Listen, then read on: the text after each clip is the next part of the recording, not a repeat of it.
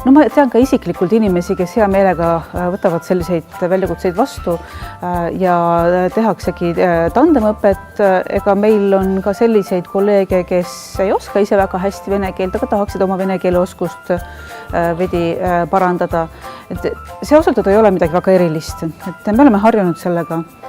Ja see, et leida inimene, kellega sul on ühised huvid või sarnased huvid, ma arvan, see on kõige parem viis keele praktiseerimiseks.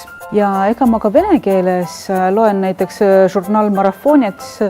Hästi palju on sellist terminoloogiat, mida ma ei tea. Ma oma erialast teksti võin rääkida vene keeles täiesti vabalt ja julgen otse eetrisse minna ja nii edasi. Aga näiteks sporditeemadel ma seda terminoloogiat ei tunne. Ma olen paar korda alustanud kellegagi vestlust ja siis see näeb välja no ükski sõna ei tule meelde, et jah, peaasi, et teema oleks ühendav ja huvitav. Hea meelega suhtleks sellistel ühistel huvitavatel teemadel ja see võtab kohe mingisuguse sellise piduri või sellise barjääri võtab maha, kui sul on ühine teema, millest rääkida. Ja seetõttu mulle väga meeldivad erinevad avalikud arutelud, mis me Narvas teeme. Mitte kõik, aga päris sageli me teemegi niimoodi, et igaüks räägib oma keeles. Ka see on hea.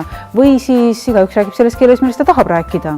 Et kui eestlane tahab vene keeles rääkida või venelane tahab eesti keeles rääkida, et meil on see päris hea komme.